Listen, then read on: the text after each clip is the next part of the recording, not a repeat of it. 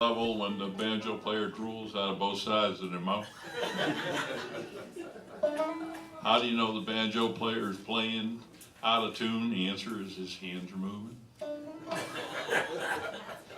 Now, I assure you, for one thing, those banjos that those bluegrass players play cost up to $10,000. I mean, you think about it, it's an old drum with a stick and some strings, but they got $10,000 worth of love and precision in them. Now this, no.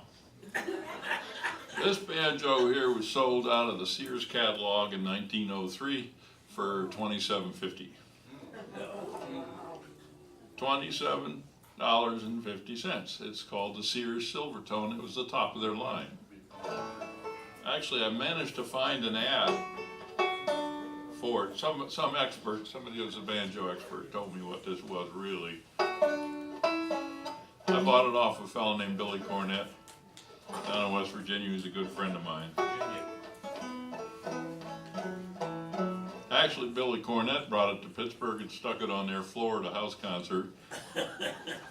I bought two instruments from Billy that way. One was a mandolin and one was this banjo. But Billy sold me the banjo because he was going to buy another banjo.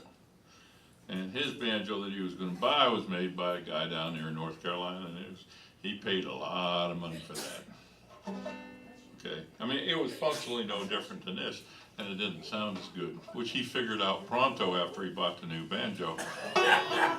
So he got after me to sell him this one back. I said, there's no chance. So he said, well, if you ever sell it back to me. Well, I said, I'm going to sell it to the highest bidder. Will probably be somebody in Japan.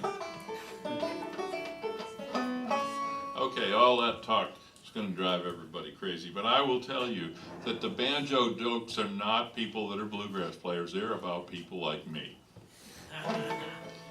So there's nothing sophisticated about what I'm doing here. And you can learn about it. I learned about it from a lady who lives over in Maryland, a dear friend of mine.